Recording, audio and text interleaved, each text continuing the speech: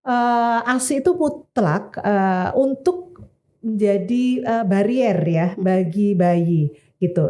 Saya katakan sekarang bayi itu makhluk paling rentan ya. Kalau yang lainnya kita bisa memakai masker ya. Anak-anak yang sudah di atas 6 tahun, iya 2 tahun memakai masker. Tapi bayi kita nggak boleh pakaiin masker. Yang lain boleh divaksinasi. Vaksinasi COVID semuanya diberikan. Tapi bayi tidak ada. Nggak boleh makan juga. Nggak boleh, iya betul. Jadi satu-satunya memang sudah dipersiapkan bahwa yang super yang bisa menghalangi dia dari serangan bakteri, serangan virus adalah kolostrum ibu yang diberikan oleh ibunya itu. Dan itu sudah benar-benar terbukti dan tidak memberikan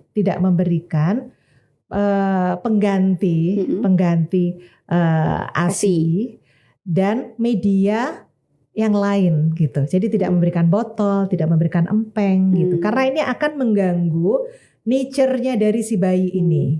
Kalau kita memberikan katakanlah susu formula, maka si bayi ini akan kenyang. Kalau dia kenyang, ditempelin ibunya dia nggak mau nyusu gitu. Nah ini yang membuat ASI ibunya jadi pengosongannya tidak lancar. Kalau tidak dikosongkan, tempatnya terisi terus. Jadi walaupun ada sinyal, dia nggak bisa terisi lagi gitu. Secara medis itu hampir 100% ibu itu harusnya bisa menyusui asal A, B, C, D, E-nya pada saat 3 hari pasca melahirkan itu dilakukan. Wah kok banyak A sampai kira-kira apa nih dok yang mungkin jadi yang paling pertama, sering kelewatan? Sebetulnya itu hal yang nature ya.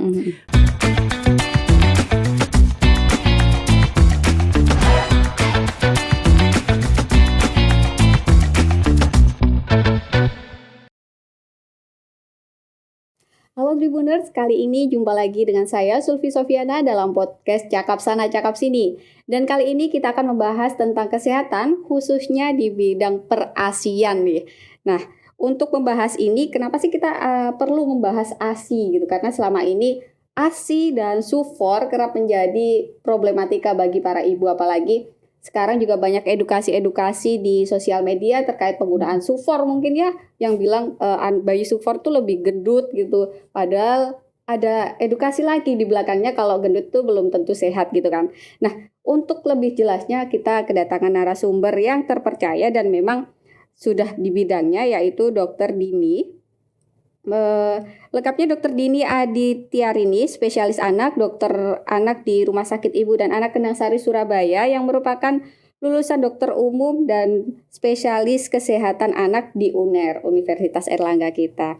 Nah, dok, dengan permasalahan problematika apalagi ibu-ibu modern kali ini, mungkin bisa dijelaskan sih ASI ini sebenarnya kandungannya seperti apa sih sampai tidak bisa digantikan, bisa dibilang gitu kan, dengan SUFOR atau mungkin asupan lain untuk bayi. Betul.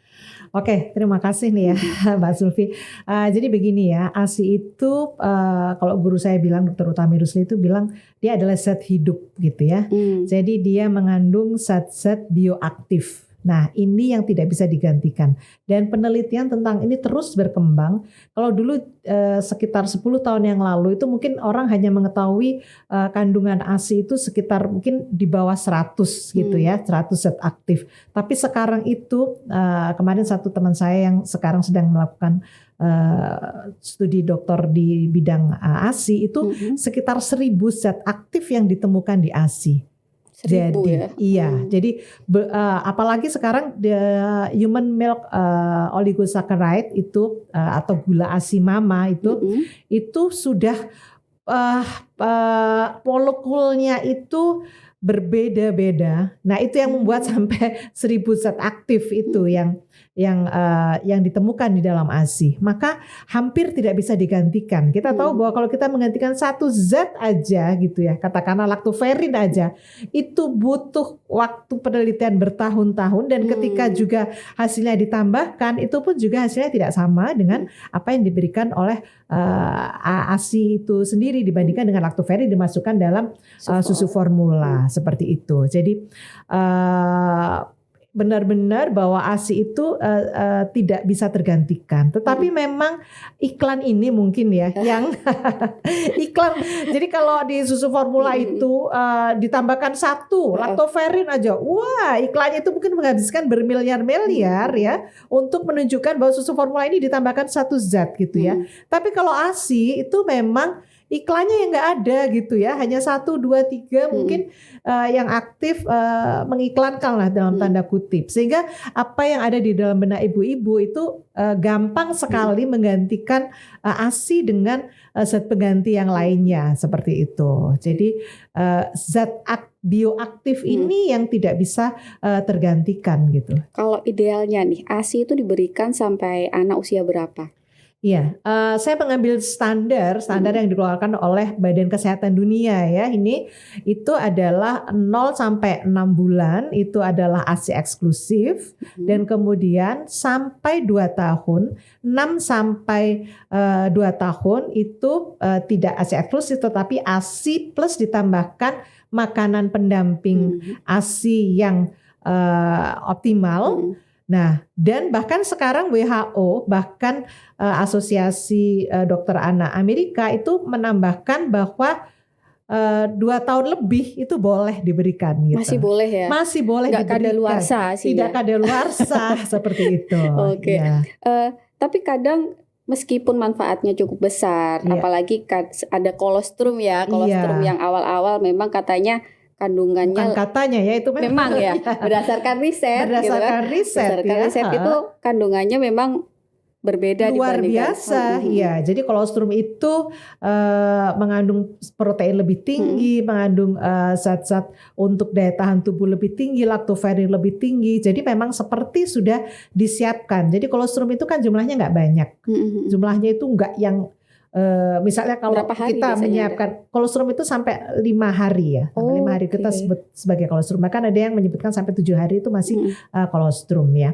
Nah itu adalah ASI supernya gitu ya, karena sudah dipersiapkan bahwa bayi yang lahir ke dunia itu akan menghadapi tantangan terbesar adalah dia menghadapi musuh-musuh bakteri, virus. Dan sekarang kita tahu bahwa kita menghadapi pandemi seperti ini itu dan tidak ada obatnya yang benar-benar membunuh virus itu, maka tidak ada kata lain, tidak ada, itu hal yang mutlak bahwa kolostrum itu harus diberikan gitu. Bahkan dalam minggu-minggu terakhir ini luar biasa, kami menghadapi peningkatan anak-anak yang menderita sakit ya, gitu. Jadi di tempat prakteknya jenengan. Iya, hampir semua dokter anak kami mengalami semua terjadi peningkatan insiden sakit bronkopneumonia, kemudian gastroenteritis, diare, dan demam berdarah gitu. Belum lagi kita menghadapi sekarang ada polio, wabah KLB polio seperti itu ya. Jadi ASI itu mutlak untuk menjadi barier ya bagi bayi gitu. Saya katakan sekarang bayi itu makhluk paling rentan ya. Kalau yang lainnya kita bisa memakai masker ya. Anak-anak yang sudah di atas 6 tahun, 2 tahun memakai masker. Tapi bayi kita nggak boleh pakaiin masker. Yang lain boleh divaksinasi. Vaksinasi COVID semuanya diberikan. Tapi bayi tidak ada. Nggak boleh makan juga. Nggak boleh, ya betul. Jadi satu-satunya memang sudah dipersiapkan bahwa yang super yang bisa menghalangi dia dari serangan bakteri, serangan virus adalah kolostrum ibu yang diberikan oleh ibunya itu. Dan itu sudah benar-benar terbukti bahwa bahkan tidak hanya pada bayi-bayi yang aterm cukup bulan, pada bayi-bayi prematur pun sekarang bahwa kolostrum itu menjadi obat. Tapi kalau bayi prematur gimana, Dok? Untuk dapat kolostrum ASI-nya harus mutlak diberikan. Kami memberikan ASI itu ketika kandungan ibu mencapai umur kehamilan 24 minggu, itu sebetulnya ASI sudah diproduksi gitu. Jadi makanya kenapa kalau bayi lahir usia 28 minggu, 29 minggu itu ASI ibunya sudah keluar gitu. Nah, karena kandungannya yang banyak tadi, tapi kadang ibu juga kesulitan gitu. Kesulitan katanya, ini katanya beberapa ibu mengalami, ASInya nggak keluar, ASInya habis, seret kayak gitu. Ini apa memang terjadi seperti itu, atau ada faktor pemicunya biasanya? Iya. Jadi begini, memang secara medis itu hampir 100% ibu itu harusnya bisa menyusui asal gitu. Asal A, B, C, D, E-nya pada saat 3 hari pasca melahirkan itu dilakukan. Wah, kok banyak sampai kira-kira apa nih dok? Iya, yang mungkin jadi yang paling pertama, sering kelewatan. Sebetulnya itu hal yang nature ya. Bayi dia lahir 9 bulan ada di perut ibunya, dia mendengar suara ibunya, dia mendapatkan hangatan dari ibunya. Jadi ketika dia lahir, maka sebenarnya dia harus langsung ditempelkan pada ibunya supaya dia mengalami transisi yang sempurna gitu. Dan ini juga satu proses mutualisme ya, antara ibunya juga perlu, ibunya juga perlu dekapan bayinya itu, karena itu akan mengeluarkan hormon-hormon yang diperlukan untuk si ibu ini bisa mengeluarkan ASI, dan bayi itu sudah dilengkapi dengan insting ya, bahwa dia akan mulai mencari, dia akan kemudian mulai menghisap, ya, mencari puting ibunya, menghisap. Nah itu dua-duanya diperlukan. Nah kalau ini tidak dilakukan, ini dipisah nih, bayi sama ibunya. Nah itulah nanti akan terjadi perceraian. Jadi itu nanti akan telat gitu ya merangsangnya ya. Iya betul. Jadi itu yang dinamakan dengan inisiasi menyusu dini atau skin to skin contact. Idealnya nih. Iya. Bahkan terakhir nih beberapa hari yang lalu, hari kan tanggal 17 November itu adalah hari prematur sedunia. Nah, itu WHO mengeluarkan rekomendasi bahwa even pada bayi berat lahir rendah dan bayi prematur itu rekomendasinya adalah, rekomendasi sebelumnya itu tidak segera dilakukan. Nah, tetapi WHO telah melakukan penelitian dalam skala besar di 5 negara besar di Afrika, dan hasilnya menunjukkan bahwa skin to skin contact ini akan menaikkan survival rate dari bayi-bayi 0 sampai 28 hari. Indonesia ini jangan salah ya, Indonesia ini angka kematian bayinya masih juara loh. Masih tinggi. Masih juara, jangan salah. Jadi mungkin angka kematian ibunya menurun, tapi kematian bayinya masih cukup tinggi. PR kita masih banyak, dan 70% kematian bayi itu disumbang oleh bayi prematur gitu. Jadi skin to skin contact ini bayi prematur ya aja diharuskan untuk sesegera mungkin skin to skin contact, maka pada bayi-bayi yang sehat, lahir spontan, aterem, berat badannya oke, itu harus segera dilakukan inisiasi menyusu dini. Nah ini yang kadang-kadang sukanya skip gitu. Tapi kan kadang memang kalau di vaskes pertama atau khususnya di Surabaya ini ya, untuk puskesmas mungkin sudah mulai menerapkan, karena memang tidak ada indikasi medis yang mengharuskan pisah lama gitu kan ya. Betul. Nah untuk rumah sakit mungkin beberapa rumah sakit kan misal dia juga kondisi sesar atau apa, kadang juga bayi tidak langsung dipertemukan kayak gitu dok. Nah idealnya nih ibu bisa meminta untuk dipertemukan bayi nih, misalnya aku pengen IMD gitu kan. Kalau bisa itu berapa jam setelah kondisi ibu mungkin sadar, biasanya kan 4-5 jam setelah bius gitu kan. Oke. Jadi kondisi sesar ini kan memang biasanya dilakukan pada kondisi-kondisi darurat ya, kondisi darurat. Tetapi sekarang ilmu kedokteran sudah sebegitu majunya sehingga ketika dilakukan kondisi sesar pun ibu bisa tetap sadar, karena yang dibius cuman perutnya ke bawah, sehingga ibu bisa tetap bisa alert, bisa nah ini sepatutnya itu dalam waktu paling lama 1 jam. Jadi sesar itu kan paling lama 1 jam ya. Kalau tidak bisa dilakukan di ruang operasi, kalau kami melakukannya di ruang operasi gitu, karena kami sudah woro-woro ya, sudah kolaborasi nih antara dokter. Di Kendang Sari berarti sudah termanajemen untuk IMD juga ya? Oh iya, bahkan hampir 100% kita melakukan IMD. Bahkan pada bayi-bayi yang lahir prematur itu kita akan melakukan skin to skin contact as soon as possible gitu ya. Jadi dalam waktu 1 jam nih ketika operasi sesar sudah selesai, ibu dipindahkan ke ruang recovery room untuk bayi-bayi yang prematur atau bayi-bayi yang harus misalnya dihangatkan dulu, berat badannya mepet-mepet gitu. Nah bisa dilakukan IMD di recovery room di mana suhu sudah lebih nyaman, ya, dan ibu sudah dalam posisi tidak dioperasi gitu. Tetapi banyak walaupun dilakukan operasi seksius cesarean, kita tetap melakukan IMD segera setelah bayi lahir.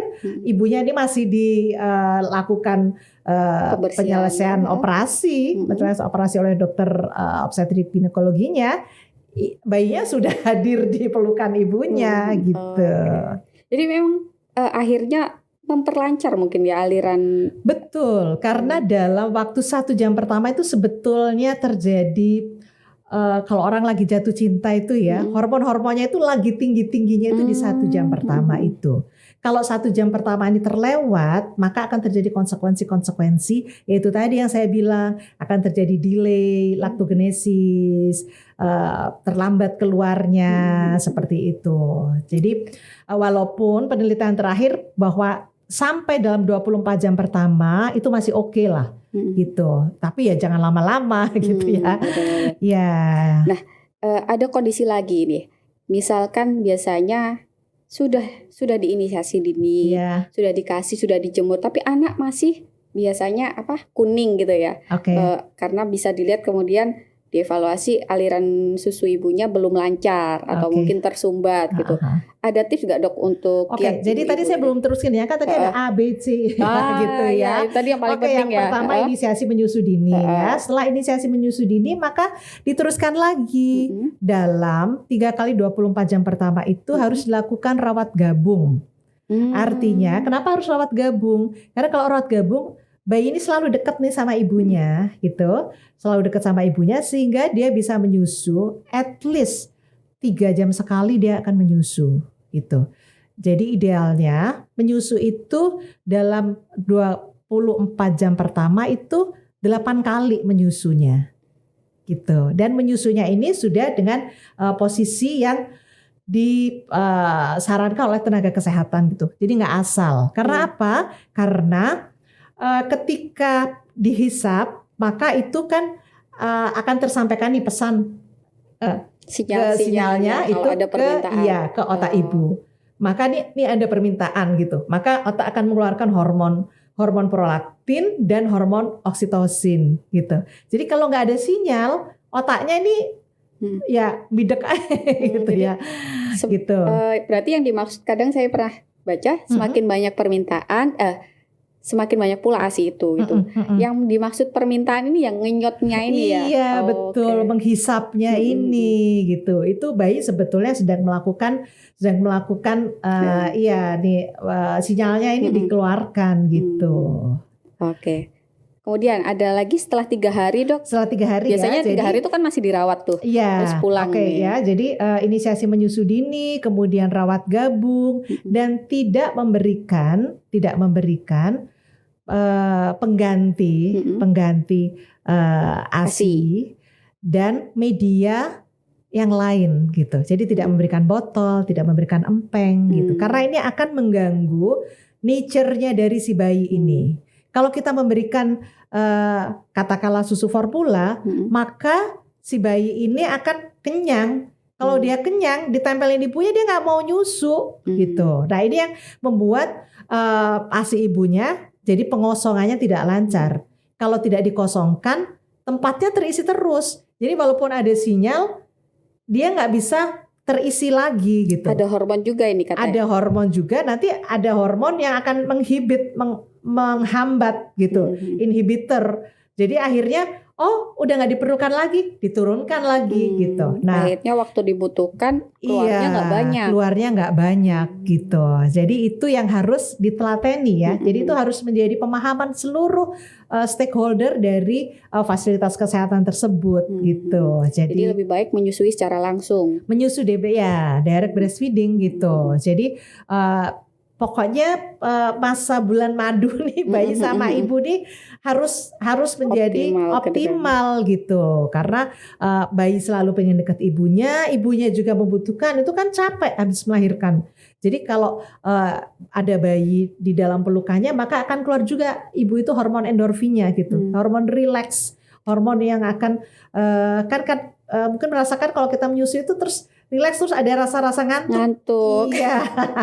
Jadi sebenarnya ngantuk tuh bukan karena stres dan capek ya, karena rileks. Iya, karena rileks. Nah, itu dibutuhkan ya, dibutuhkan oleh ibu yang habis melalui satu proses perjuangan luar biasa ya melahirkan itu. Jadi ini permintaan alami supaya ibu istirahat sebenarnya. Iya, betul.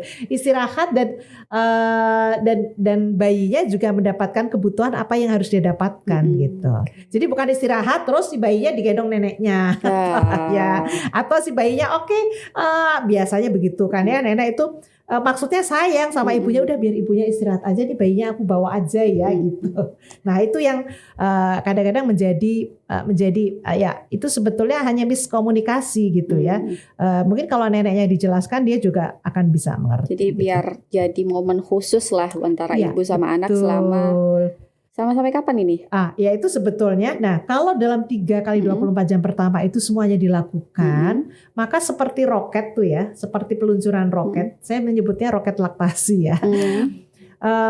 Dia akan bisa meluncur pada orbitnya. Kalau dia sudah meluncur pada orbitnya, nah kesananya tuh udah autopilot kan, jadi kayak kenapa ada ibu kok kayak sudah melimpah ruah, udah kayaknya gampang aja gitu. Nah karena itu tadi gitu. Jadi 3 hari pertama itu benar-benar harus diperhatikan. Jadi cerewetnya gitu ya, detailnya itu di 3 hari pertama jangan dilewatkan itu gitu.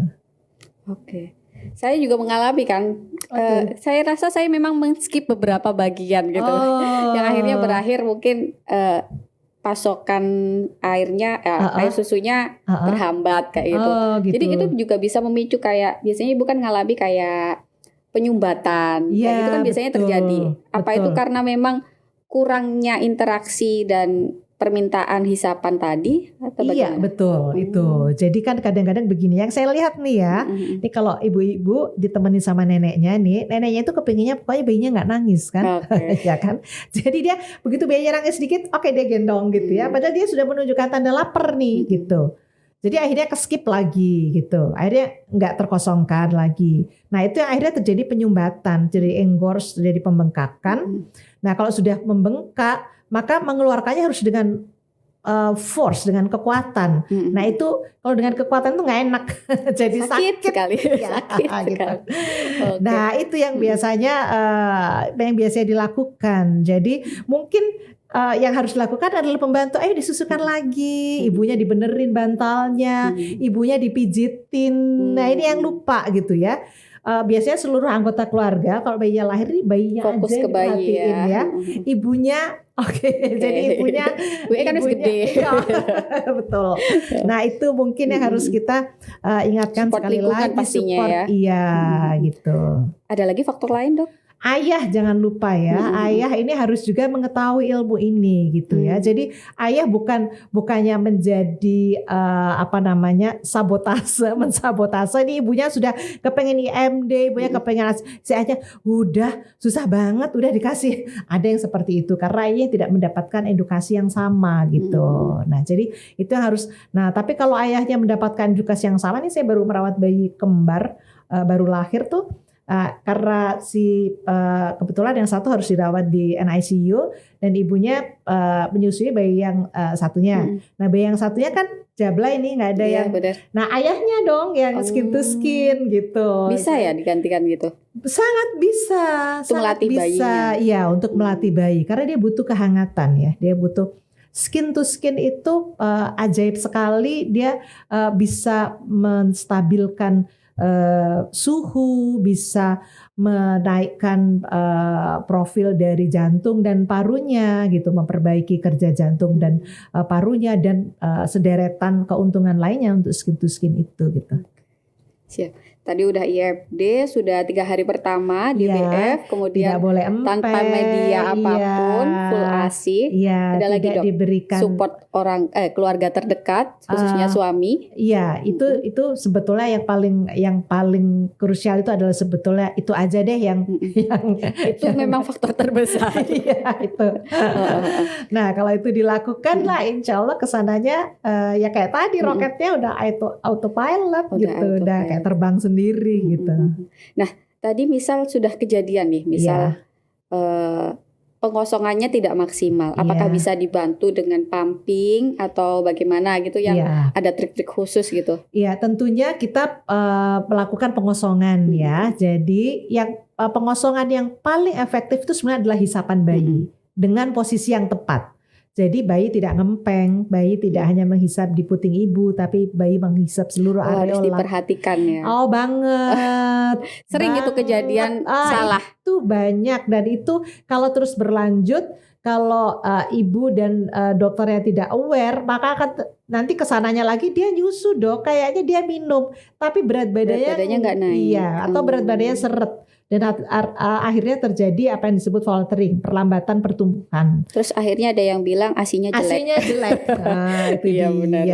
gitu. Jadi kenapa kita itu bawel banget gitu masalah posisi dan perlekatan gitu. Nah, karena itu tadi, karena kalau tidak terkosongkan dengan sempurna, maka akan juga menghambat rilisnya dari hormon prolaktin. Nah, nanti dia akan menurunkan lagi. Jadi validasinya itu jadi jadinya dibutuhkan sedikit nih, turun lagi gitu. Barusan saya dari kamar praktek tuh benar-benar aduh ibu ini nggak perhatiin gitu ya, padahal dia sudah anak kedua gitu ya. Jadi setiap bayi itu mempunyai cerita dan perjuangannya sendiri-sendiri, saya bilang gitu ya. Walaupun saya anak pertamanya oke gitu, dok saya dulu menyusui kayak gini oke aja gitu ya bu, kita nggak boleh ojo dibandingke ya kan katanya. Gitu. Jadi masing-masing bayi itu dia punya ceritanya gitu. Nah ketika saya evaluasi, nah ini yang benar-benar perlekatannya nggak bagus, jadi akhirnya beratnya tuh seret dia naiknya gitu. Padahal ASI ibunya banyak gitu. Seperti itu. Perlu nggak kayak di sekarang kan banyak suplemen pelancar ASI gitu, mungkin selain asupan, yang pasti kan asupan bergizi ya untuk ibu hamil, ibu menyusui. Untuk suplemen ini bagaimana dok melihatnya? Tadi di ABCD kayaknya nggak ada ya suplemen ya. Iya. Jadi sebetulnya itu tidak satu hal yang krusial dia sebetulnya, tetapi membantu gitu ya. Tapi kalaupun juga tidak ada itu pun juga dengan melakukan hal yang utama tadi sebetulnya sudah oke gitu. Tapi sebetulnya ada ibu-ibu yang harus butuh kadang nggak percaya diri gak sih? Ya betul gitu. Tapi jangan salah juga ada suplemen-suplemen yang justru memicu alergi gitu. Nah jadi kacang-kacangan ya, beberapa jenis kacang-kacangan itu terakhir ini saya justru ini justru karena ibunya minum suplemen bayinya jadi ngik-ngik nih gitu. Ya. Jadi bukan karena bukan karena ASINya yang jelek, tapi memang ibu juga harus selektif melihat riwayat anaknya ya. Betul. Jadi kita juga harus tahu ya, misalnya nih dulu eyangnya ada asma atau eyangnya ada riwayat alergi, kemudian misalnya saya nggak alergi dok, tapi eyangnya dulu asma gitu. Nah jadi harus berhati-hati gitu. Jadi kadang-kadang ibu tuh begitu tahu satu suplemen gitu, konsumsinya berlebihan gitu ya. Nah, jadi alergi itu kan karena yang berlebihan tadi itu gitu. Oke. Jadi belum tentu karena bahan tertentu, tapi karena over bahan tadi. Iya, betul. Nah, kalau tadi kan dibilang sebenarnya dengan tahapan ini sudah diterapkan di RSIA Kendang Sari. Berarti kan ABC tadi sudah dilewati. Kira-kira memang dengan teknik itu tidak ditemukan dok kasus-kasus ASI seret, kasus-kasus yang pasti ada dong. Tetap masih ada. Tetap masih ada. Solusinya gimana? Karena kan kita memberikan arahan, tetapi kemudian dia pulang kan kita nggak tahu juga ya. Di rumah kan kita tidak bisa faktor lain-lainnya itu kan tergantung tingkat edukasi, pendidikan dari ibu, kemudian keluarga yang mendampingi. Nah seperti itu. Jadi banyak tuh yang dok ini saya sudah memberikan ini, tetapi ini neneknya ngotot mau ngasih sufor gitu ya, karena dalam tanda kutip ketidaktahuan gitu. Jadi biasanya kalau kayak begitu ajak aja deh neneknya untuk konsultasi bareng gitu ya. Jadi biar nggak terjadi konflik yang tidak perlu nih antara si ibu dan nenek gitu. Biar langsung tenaga ahlinya yang menjelaskan. Nah ketika terjadi misalnya ada pembengkakan, ada maksudnya ASINya juga masih, kita kan ada klinik laktasi gitu yang bisa membantu menyelesaikan ibu-ibu untuk hal-hal yang seperti itu gitu ya, puting lecet, terus kemudian bengkak, pembendungan. Nah, itu ada klinik laktasi di rumah sakit kami yang akan siap membantu ibu-ibu gitu. Nah, kalau sudah mengalami tidak keluar biasanya.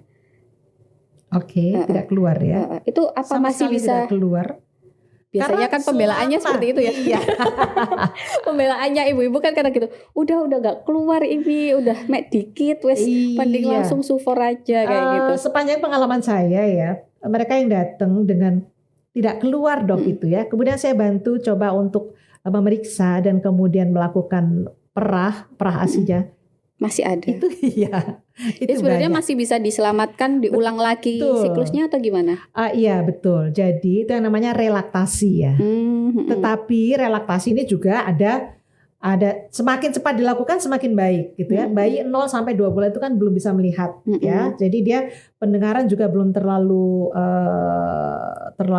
sempurna. Sehingga kalau dilakukan perubahan cara itu bayi itu masih gampang banget gitu. Tapi kalau sudah 3 bulan, 4 bulan, nah dia sudah mulai, kita periksa aja dia udah mulai senyum-senyum gitu ya. Dia udah mulai aware.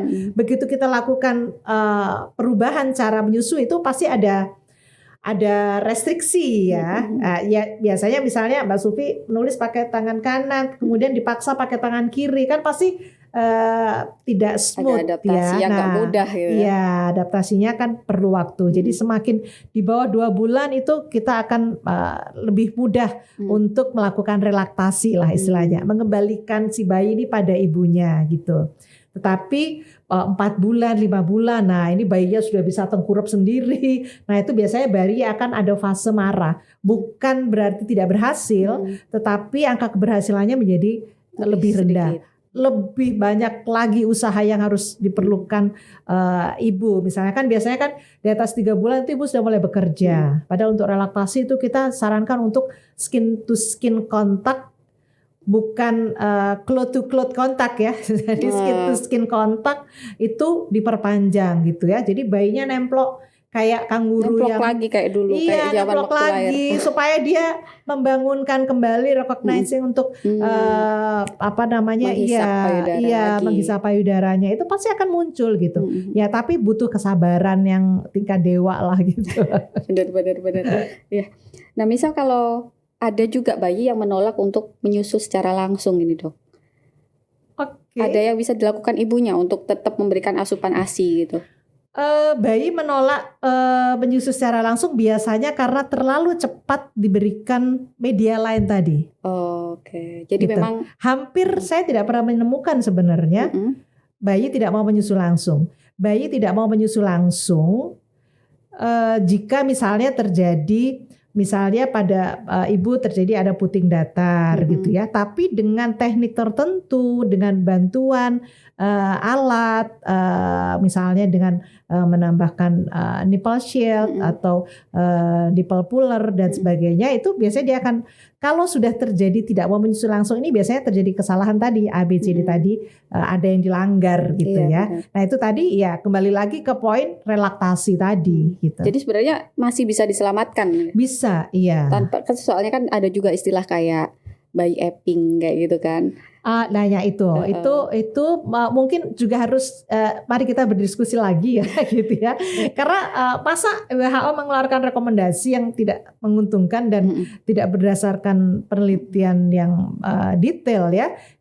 Kita berpikir secara rasional aja, bayi yang prematur, bayi yang berat rendah, artinya bayi-bayi yang tidak normal ya, itu saja harus cepat menempel gitu. Nah kalau epping kan menempelnya jadi nggak menempel ya, menempelnya kan sama botol jadinya, gitu. Jadi mungkin perlu dipikirkan lagi gitu ya, epping itu, at least pada saat ibu cuti, pada itu optimalkan deh gitu. Teorinya adalah di atas 3 bulan itu bayi itu sudah ngerti, oh nih aku nyusu sama ibuku, aku harus pakai teknik kayak begini. Oh nih aku pakai botol, oh oke aku kayak begini. Itu bayi udah bisa. Tapi kalau terlalu cepat nih, bahkan dalam mungkin seminggu pertama itu udah dikasih botol, itu sudah merusak nature dari menghisap bayi menghisapnya tadi. Jadi memang untuk ibu-ibu menyusui memang edukasinya harus sejak hamil kayaknya. Dan lengkap, edukasi secara lengkap iya, gitu. Betul. Saya jadi edukasinya cuplikan-cuplikan sosmed. tidak ikut kelas khusus gitu. Jadi memang kelas laktasi memang sangat bermanfaat sebenarnya ya untuk keberlangsungan asupan ASI buat anak ini. Secara teori bahkan Departemen Kesehatan Kemenkes itu dalam buku KIA-nya itu antenatal care 2 kali itu harus membicarakan laktasi gitu. Jadi kalau di buku KIA yang pink itu 2 kali itu pada saat hamil itu ibu sudah harus berpikir nih gitu. Jadi nggak pada saat lahiran, oh nanti dikasih apa ini ya gitu. Jadi nanti misalnya nanti ya diceritakan pada saat awal kelahiran mesti dilakukan IMD, didiskusikan dengan tenaga kesehatannya bagaimana melakukan IMD. Nah, bla bla blanya itu harus didiskusikan pada antenatal care itu. Kemudian setelah melewati tahap ASI eksklusif nih, biasanya mulai jadi bayang-bayang ibu-ibu itu kalau semasa ASI eksklusif kemudian pelekatan baik semua berjalan lancar, biasanya kan berat badan bayi naik ya. Naiknya nyenengin gitu dok biasanya. Gitu. Kemudian masuk ke tahap ASIP kadang. Mulai merosot itu ya. Kemudian mulai muncul opsi-opsi penambahan lain seperti sufor gitu ya. Betul. Sebenarnya kalau penambahan sufor sendiri jenengan melihat bagaimana? Apa ada dampak sendiri sebenarnya? Jadi begini, kenapa pada 6 bulan itu kemudian diharuskan untuk menambahkan makanan pendamping ASI gitu ya. Sebetulnya karena memang kandungan ASI pada saat itu terjadi gap antara kebutuhan bayi dengan apa yang ada di ASI. Gapnya apa? Yang pertama adalah protein dan zat besi gitu. Jadi zat besi dan protein ini harus ditambahkan dari makanan lain gitu. Sudah tidak tercukupi di ASI. Iya betul. Nah, kalau yang ditambahkan kemudian sufor itu rendah protein. Sufor itu rendah protein. Meskipun tulisannya klaimnya gitu ya, klaimnya seperti rendah itu. Protein. Rendah. Dia yang tinggi, jadi dia bisa memberikan kalori tapi bukan kalori yang berasal dari protein. Maka yang harus ditambahkan adalah protein. Daging, telur itu yang harus ditambahkan. Kenapa daging pada empasi gitu? Wah, kok daging ya gitu. Nah, mungkin banyak, tapi sekarang ibu-ibu udah semakin cerdas kok. Bukan sudah lagi banyak pilihannya itu. Bukan lagi buah dan sayur yang diberikan pada saat empasi pertama, tapi memang daging dan telur. Karena pemberian telur 1 butir sehari berturut-turut selama 6 bulan itu akan mengurangi resiko stunting. Nah, ini kan lagi heboh nih stunting ya. Stunting dan underweight atau berat badan kurang. Jadi telur itu sudah murah, gampang didapat, mudah memasaknya, mengolahnya gitu ya. Untuk ibu pekerja kan penting banget itu ya. Nah, itu saja sudah mengurangi resiko untuk stunting dan underweight. Kemudian kita tambahkan protein lainnya, yang diperlukan adalah protein hewani gitu. Yang ideal, paling ideal adalah daging merah gitu, daging sapi. Karena apa? Karena dalam 100 gramnya itu mengandung paling tinggi protein, mengandung paling tinggi zat besi, dan mengandung paling tinggi zinc gitu. Nah, ini yang diperlukan. Jadi kan perutnya bayi itu terbatas ya. Jadi kan kita mesti milih-milih nih apa yang dimasukkan gitu. Kalau dimasukkan hal yang ya kurang berguna, yang tidak memenuhi gapnya tadi dengan apa yang dibutuhkan bayi, maka ya itu tadi yang terjadi, bayi tidak tumbuh dengan sesuai dengan garis kurva pertumbuhannya optimal. Jadi misal kalau tumbuh kembangnya seret ini bukan sufor sebenarnya solusinya ya. Iya, tapi betul. perbaikan dari empasinya. Dan biasanya kalau saya tanya, ibu sudah memberikan 100 gram daging pada bayi, oh banyak banget ya 100 gram ya gitu. Jadi banyak hal-hal yang mitos gitu. Oh saya kira dok kasihnya cuma dikit aja kan bayi, apalagi ada neneknya, aduh bayi jangan dikasih daging nanti amis, telur juga gitu ya, nanti alergi gitu ya. Jadi sebetulnya kan kalau alergi itu sudah bisa di screening nih pada saat dia ASI itu kan ibunya, dari asupan ibunya ya. Saya takut dok ngasih telur karena takut. Tapi ibu kan makan telur waktu menyusui. Iya dok saya makan apa aja. Nah bayinya nggak apa-apa, artinya bayinya lolos tuh dari alergi telur gitu. Oke. Jadi Sufar itu juga bisa memicu alergi nih misalnya? Banget. Jadi risetnya gimana? Jadi pemicu alergi yang paling tinggi yang pertama adalah protein susu sapi dan yang kedua telur sebetulnya. Ya, jadi susu sapi ini menjadi pemnya. Jadi kalau misalnya tadi si ibunya asma nih atau eyangnya asma. Nah, ini sudah harus aware nih. Wah, ini sudah harus ASI nih sampai umur 2 tahun supaya dia sistem imunitasnya itu berkembang sempurna gitu, nggak diganggu oleh alergen yang nggak penting itu gitu.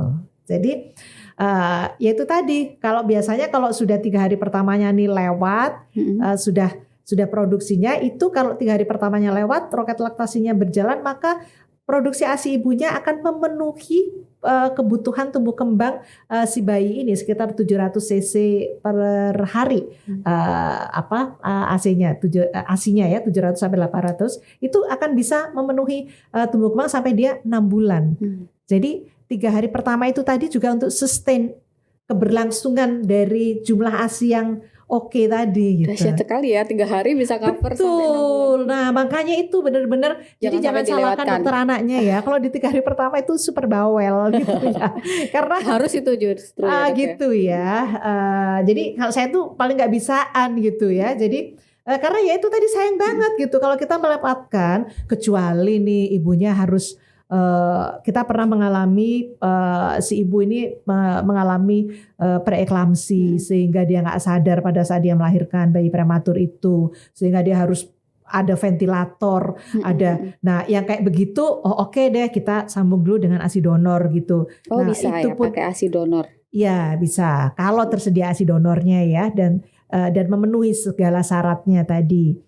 Nah itu pun kita harus mengembalikan lagi ketika ibunya udah lepas ventilator, udah ini kita balikin balik ke lagi teknik yang 3 hari pertama tadi ya. Betul, ibunya dibantu untuk pumping dan berhasil sampai sekarang si anak udah mau SD deh kayaknya gitu.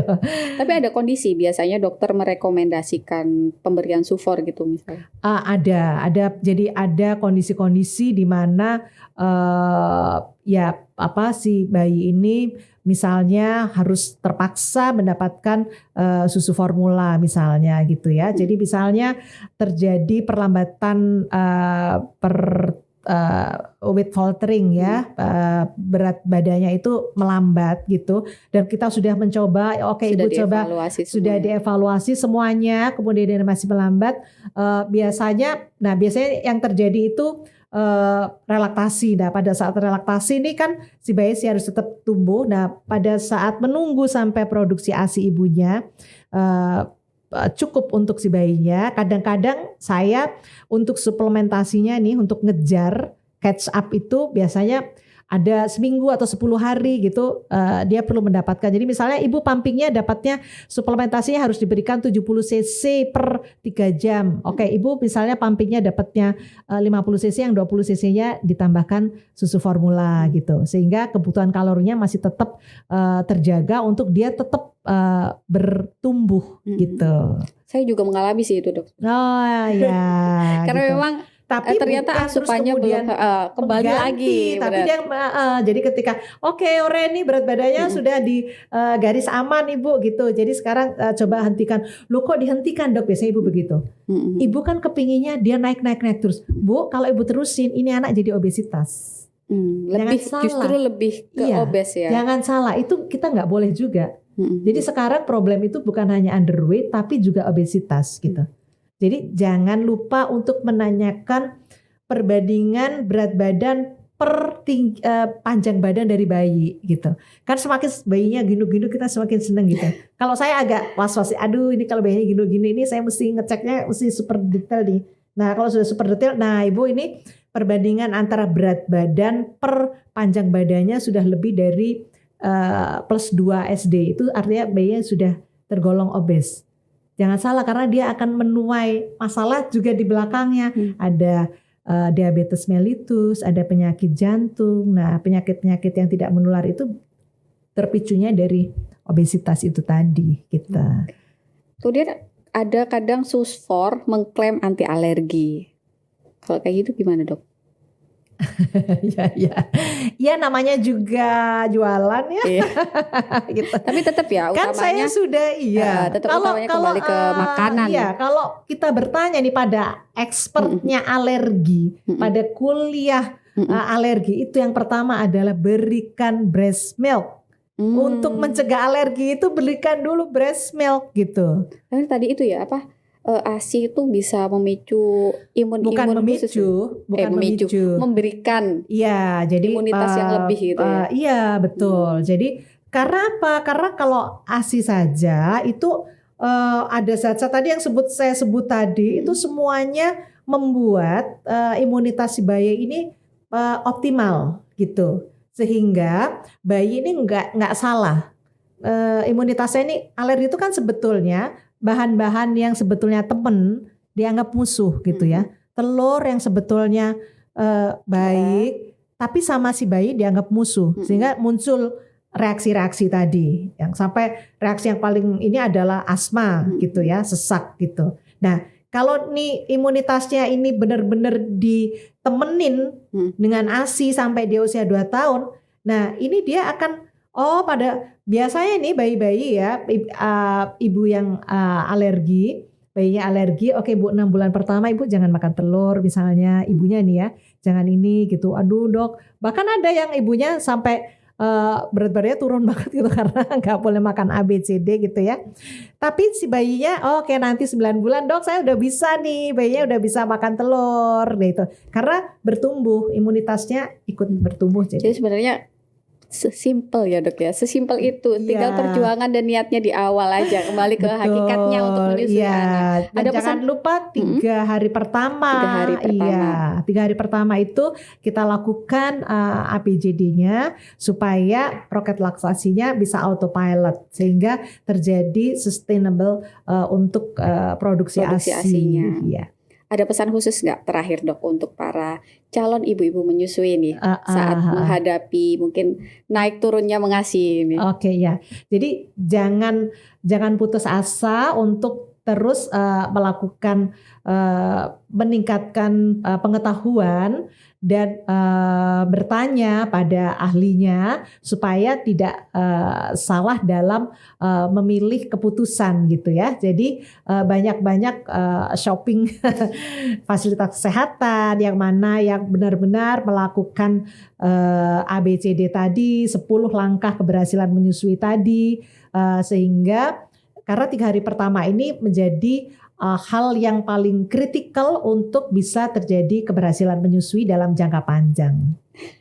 Sangat membuka wawasan buat mungkin para ibu-ibu muda, calon-calon ibu-ibu baru untuk tetap memberikan ASI untuk keberlangsungan dan kesehatan anak-anak kita di masa yang akan datang gitu. Ya. Terima kasih dok waktunya. Sama-sama. Semoga ke depan kita ada kesempatan lagi untuk mengulas dan memotivasi para ibu untuk tetap pro ASI. Oke, Tribuners, sekian podcast hari ini dan sampai jumpa lagi.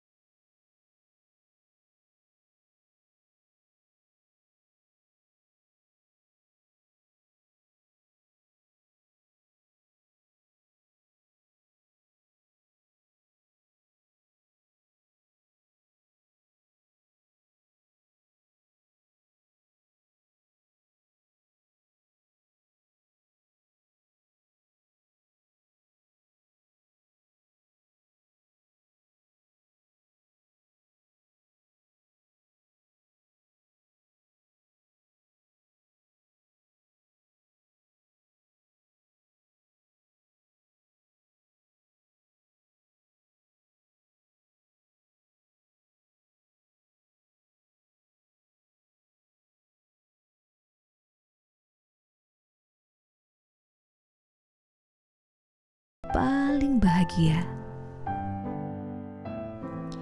Aku dan ayahmu selalu ingin di dekatmu, melihatmu tertidur, tersenyum, menjagamu saat kau terbangun.